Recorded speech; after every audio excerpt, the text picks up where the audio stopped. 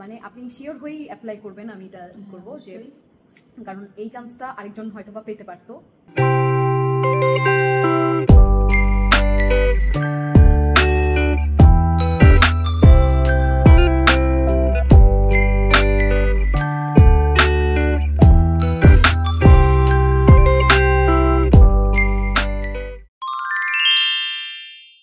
পরবর্তীতে আসি যে ইউনিভার্সিটি ট্র্যাকে যেহেতু আপনি অ্যাপ্লাই করেছেন, তো এখানে আপনার ইউনিভার্সিটি ইন্টারভিউ যেটা হয়, আমরা সবাই জানি যে ইন্টারভিউতে কীরকম কোশ্চেন্স করে, ইন্টারভিউ কোশ্চেন্স নিয়ে সবারই অনেক হ্যাঁ, কিন্তু আমার ফর্চুনেটলি আমার ইউনিভার্সিটিতে আমার কোনো ইন্টারভিউ ফেস করা লাগে না, কিন্তু নর্মালি তার প্রোফাইলের উপরেই কোশ্চেন ম্যাক্সিমাম। মানে ওই যে আপনি প্রথমে যখন প্রফেসরকে মেইল করেছিলেন আপনার প্রোফাইল সহ, তখনই আপনার হ্যাঁ, এবং সে তার সাবজেক্ট সম্পর্কে কতটুকু জানে তারা সেই সম্পর্কে ইভ্যালুয়েট করার জন্য, কারণ এখানে তো আসলে ভালোই কম্পিটিশন, আর অন্যান্য কান্ট্রি থেকেও একই ডিপার্টমেন্টে অ্যাপ্লাই করে, তো সেই ক্ষেত্রে তাদের ইন্টারভিউ নিলে আর কি বাছাই করতে সুবিধার জন্য তারা প্রসেসটা করে, কিন্তু কোনো কোনো ইউনিভার্সিটিতে করে না। যেমন আমার ক্ষেত্রে সে সময় ইন্টারন্যাশনাল ইউনিভার্সিটিতে তারা কোনো ইন্টারভিউ নেয় না, ফার্স্ট রাউন্ডে জাস্ট আমার ডকুমেন্ট ইভ্যালুয়েট করেই আমার সিলেকশন হয়ে গেছিল। আর এনআইটি থেকে ইন্টারভিউ করেও না, তো ইউনিভার্সিটি বা মেজর চুজ করার সময় কিসব ক্রাইটেরিয়া দেখে চুজ করলে বেটার হয়? ইউনিভার্সিটি চুজের ক্ষেত্রে আমি বলবো যদি অবশ্যই এটা প্রোফাইলের উপর ডিপেন্ড করে এবং সাবজেক্টের উপরে।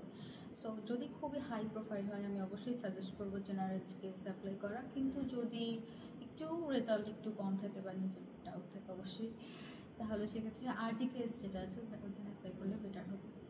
মানে রিজিওনাল জিকেএস এ হচ্ছে গিয়ে কোটা বেশি থাকে, আপনি হয়তো বা সোলে থাকতে পারবেন না, কিন্তু আসলে আর জিকেএস যে চান্স বেশি থাকে এবং রিস্কটা কম থাকে।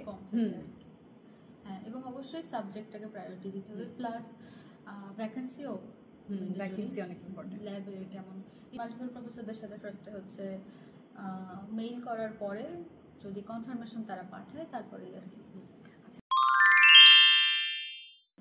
আচ্ছা, আর অনেকে জিজ্ঞেস করে যে টপিক বা আইএলটিএস কি ইম্পর্টেন্ট কিনা, এই সম্পর্কে যদি কিছু বলার থাকে। টপিক আর আইএলটিএস ম্যান্ডেটরি না জিকেএসের জন্য, কিন্তু ইভ্যালুয়েশনের ক্ষেত্রে কিছু অ্যাডিশনাল পয়েন্টস থাকে, তো সেক্ষেত্রে যদি টপিক অথবা আইএলটিএস থাকে তো সেক্ষেত্রে টোটাল মার্কসের উপরে কিছু পার্সেন্টেজ অ্যাড হয় অ্যাডিশনাল পয়েন্টস। এটাই। আর মানে আইএলটিএস এখন বাংলাদেশে যে অবস্থা, তো মোটামুটি বেশিরভাগ স্টুডেন্টসই হচ্ছে আইএলটিএস দেওয়া থাকে, তো কম্পিটিশনটা আগে থেকেই বাড়ানো থাকে।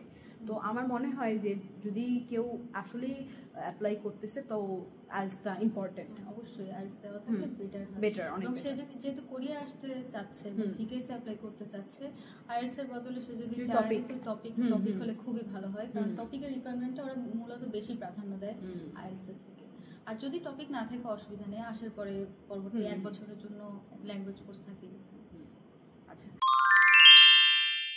বাংলাদেশে এখন পর্যন্ত এম্বাসিতে আমি কালকে পর্যন্ত আপডেট নিয়েছিলাম, এম্বাসিতে এখনো পোস্ট করেনি যে এম্বাসি ট্র্যাকের যেটা আর কি, কিন্তু যেহেতু জিকেএস থেকে অ্যাপ্লাই করে দিয়েছে, এখন থেকে প্রিপারেশন শুরু করা উচিত নাকি যারা এম্বাসি ট্র্যাকে করবে তাদের কি আরেকটু লেট করে করা উচিত, নাকি এম্বাসি থেকে কিভাবে কি করলে কোনটা বেটার হবে? আমার মনে হয় যে এখন থেকে প্রিপারেশন শুরু করা উচিত, কারণ ডকুমেন্ট প্রিপারেশনে যথেষ্ট সময় লাগবে, প্লাস যদি এম্বাসি ট্র্যাকে অ্যাপ্লাই করে এবং ফার্স্ট রাউন্ড সিলেকশন যদি না হয় তাহলে এম্বাসি ট্র্যাকের যে অ্যাপ্লিকেন্টস আছে তারা পুনরায় ইউনিভার্সিটি ট্র্যাকে অ্যাপ্লাই করতে পারবে। তো তারা যদি আগাম যদি সব কিছু প্রিপেয়ার করে তারপরে যদি পাঠায় তাহলে আমার মনে হয় বেটার। তাহলে সিলেকশনের পরে তারা যেহেতু ডকুমেন্টস অলরেডি রেডি আছে, তো তারা ইউনিভার্সিটি ট্র্যাকে অ্যাপ্লাইয়ের জন্য কিছুটা সময় পাবে। অ্যাপ্লিকেশন ফর্ম ফিল আপ সম্পর্কে কিছু ইম্পর্টেন্ট টিপস যদি দেওয়ার থাকে। সো অ্যাপ্লিকেশন ফর্ম নিজে হাতেও পূরণ করতে পারে অথবা টাইপ করেও পূরণ করতে পারে, কিন্তু অবশ্যই খেয়াল রাখতে হবে যে নিচে যে সিগনেচারের যে জায়গাটা আছে অনেক জায়গায় হ্যাঁ সেখানে নিজের হাতে সিগনেচার থাকতে হবে এবং প্রত্যেকটা পেজে সিগনেচার থাকতে হবে এবং ডেট এবং সিগনেচার খুবই ইম্পর্টেন্ট। যদি সিগনেচার না থাকে তাহলে কিন্তু অ্যাপ্লিকেশন ফর্ম পুরোপুরি বাতিল হয়ে যাবে, এটা মাথায়। মানে জিকেএস এর অ্যাপ্লিকেশন মেইনলি কাজই করে হচ্ছে কি ওর ডকুমেন্টেশনের উপর।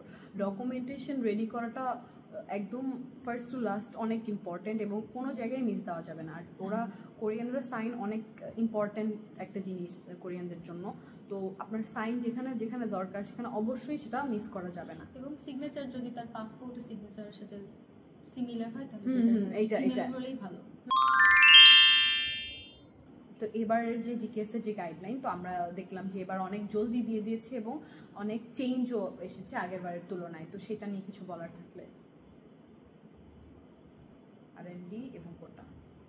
ওকে, সো এবার নতুন যেটা চেঞ্জ আসছে সেটা হচ্ছে কোটাতে, যে এম্বাসি ট্র্যাকে এবার 6 জন বাংলাদেশ থেকে এবং ইউনিভার্সিটি ট্র্যাকে জেনারেলে অ্যাপ্লাই করতে, মানে জেনারেলে সিট আছে 3 জন এবং জিকেএস যেটা সেখানে আছে 16 জন, প্লাস নতুন অ্যাডিশনাল হিসেবে অ্যাড হয়েছে R&D।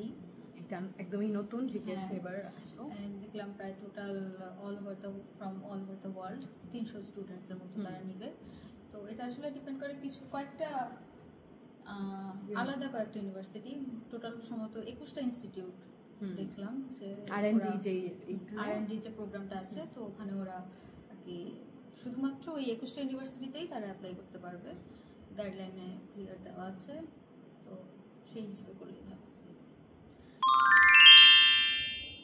তো অনেকেই জিকেএসে অ্যাপ্লাই করে, কিন্তু দেখা যায় যে মানে মাস্টার্সের ক্ষেত্রে এটা বেশি হয় যে আমেরিকা বা ইউরোপিয়ান যেসব কান্ট্রি আছে ওইসব কান্ট্রিতে যাওয়ার প্রবণতাটাও থাকে, আবার একই সাথে এই জিকেএসেও অ্যাপ্লাই করে।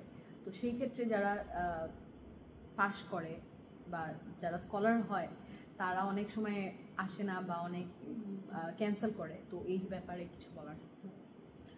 তো যদি কোনো অ্যাক্সিডেন্টাল কেস বা এমার্জেন্সি কেসের জন্য যদি তারা আসতে না পারে, সেক্ষেত্রে হচ্ছে অবশ্যই এনআইডিকে ইনফর্ম করতে হবে, প্লাস ইউনিভার্সিটিকে ইনফর্ম করতে হবে। তো সেক্ষেত্রে তারা হয়তো বা সেই সেমিস্টার গ্যাপ দিয়ে পরবর্তী সেমিস্টার এসে জয়েন করতে পারবে। তো এগুলো সম্পূর্ণটাই স্পেশাল কেস।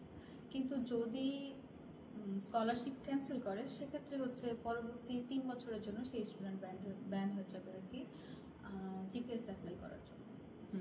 আর এটাও খুবই যে একটা কান্ট্রির যে রেপুটেশন, এটাও একটু লাগে যে অনেক সময় যেহেতু অনেক যে চান্স পায় বা এত ধাপ ক্রস করে আসে, তার জন্য একটা সিট থাকে, তো সে যদি না আসে এটা ওয়েস্ট হয়ে যায়।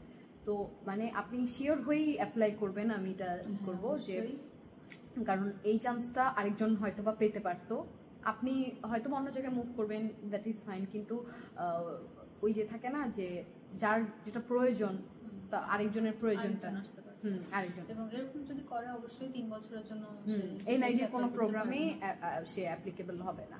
আর এটা থ্যাংক ইউ আপু আপনাকে আজকে আমাকে সময় দেওয়ার জন্য। তো পরবর্তীতে যদি আপনাদের জিকেএস নিয়ে আরও কিছু জানার থাকে তাহলে আমাকে কমেন্ট সেকশনে জানাবেন, আমি চেষ্টা করব যে আরও কিছু ইনফরমেটিভ ভিডিওস বানানোর জন্য। সেই পর্যন্ত আমার সাথে থাকবেন।